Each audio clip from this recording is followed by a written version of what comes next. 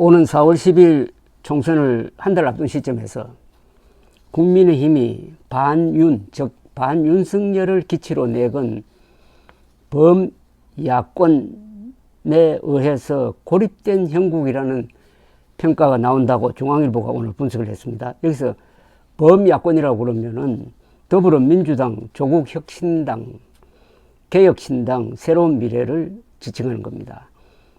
여권이 이른바 한동훈 효과로 기세를 올리고 있지만은 범야권 전체 지지율이 여당 지지율을 웃돈다는 조사가 잇따라 나오고 있습니다.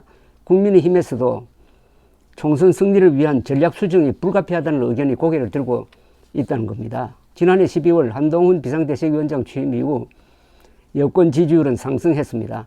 한 위원장 취임 전 마지막 조사에서 국민의힘과 민주당 지지율은 36대 34%로 사실상 같았는데 지난 2월 5주 조사에서는 40%대 33%로 국민의힘이 오차범위 바뀐 7%포인트 차로 앞서기도 했습니다. 29%까지 떨어졌던 윤석열 대통령의 국정수행 지지율도 39%까지 올랐습니다. 지지난 주입니다. 그런데 이런 여권의 상승 추세와 동시에 반윤석열 연합정선이 지금 형성되고 있습니다. 지난 8일 발표된 어느 정당 후보가 많이 당선되어야 하느냐는 총선 결과 기대조사에서는 국민의힘 39%, 더불어민주당 35%, 제3지대 16%로 나타났습니다. 여당 대 범야권으로 구도를 단순화하면 39% 대 51%로 범야권이 과반수를 보이고 있습니다. 지난 1일 발표된 같은 조사에서도 38대 51%로 범야권의 우위 흐름은 같았습니다. 윤태곤 더모아 정치분석실장은 중앙일보에 윤 대통령의 국정수행 지지도 39% 긍정, 부정 54%와 유사한 흐름이라고 진단했습니다. 이 흐름이 조금처럼 변하지 않고 있다는 거죠. 말하자면 정권 심판론이 강하다는 거죠. 범야권의 동질성은 떨어지지만 윤석열 비판에는 같아요. 그런데 여권의 위협적인 이유는 이들이 동질성은 떨어지지만 반윤석열이란 공통점을 지녔기 때문이라고 중앙일보는 지적을 했습니다. 총선 주요 고비마다 정권 심판론이 부각되면 이들이 한 목소리로 여당을 공격하게 될 것입니다. 예컨대 해병대 최상병 사건 수사 외압 의혹이 대표적인데 사건 피의자인 이종섭 전 국방부 장관이 호주 대사로 임명되어 출국하자 민주당과 조국혁신당 그리고 개혁신당 새로운 미래가 입을 맞춘 듯이 정부를 공격을 했습니다.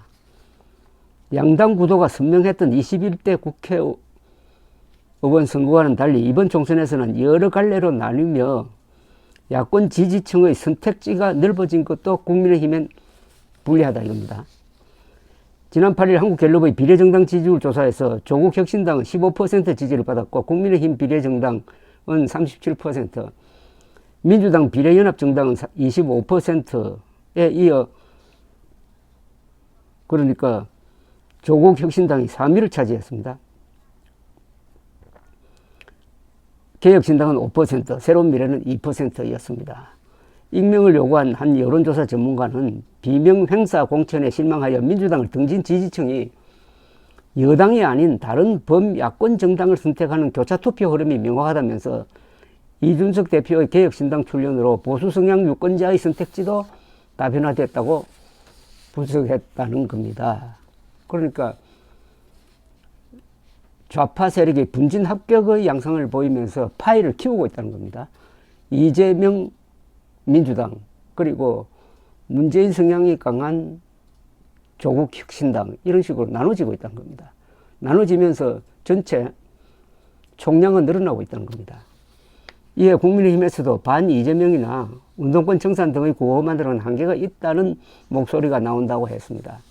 국민의힘은 민주당 콘크리트 지지층은 최소 35%, 범야권 지지층은 최대 55%에 이를 것으로 예상을 하는데 여권 고위 관계자는 한동훈 효과가 임계치에 도달하여 가용 자원을 더 투입해도 지지가 늘긴 쉽지 않다면서 20% 전후인 중도 무당층을 잡기 위한 선거운동을 본격적으로 시작해야 할 시점이라고 말했는데, 이때 터진 것이 윤석열 발 의료 대란이었습니다.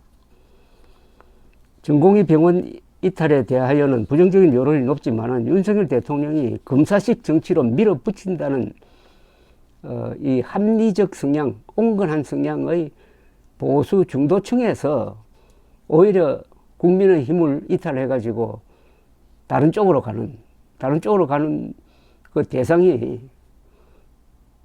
몇 개가 있는 거죠. 이 사람들이 조국혁신당 쪽으로 갈 것 같지 않는데, 앞으로 이렇게 이탈한 사람들이 개혁신당 쪽으로 가면 개혁신당의 저조한 지지율이 높아질 수도 있습니다. 과거와 달리 선택지가 넓어졌다는 겁니다. 제가 뭐 몇 달 전부터 말씀드렸습니다만, 이번 총선에서는 국민들이 선택할 반찬이 많아졌다는 이야기죠. 정치권에서는 한동훈 위원장의 메시지는 반 이재명 반 종북에 머물러 있다는 지적이 나온다고 했습니다. 한 위원장은 비대위 회의에서 어제도 국민의힘은 부패 세력, 종북 세력이 이재명 대표의 민주당을 숙주로 대한민국을 장악하는 것을 막겠다고 했는데, 이를 두고 당 고위 당직자는 총선 전략이 여전히 집토끼 결집에 머물러 있다고 비판했습니다. 그런 식의 발언은 너무나 식상한 면이 있습니다. 식상한 면이, 똑같은 레토릭을 계속 되풀이하면 국민들이 실증 느낍니다. 실증 느끼면은 정치판이나 이 연애판에서는 그 가수가 내려와야 됩니다. 정치인이 내려와야 돼요. 실정이 가장 무섭습니다.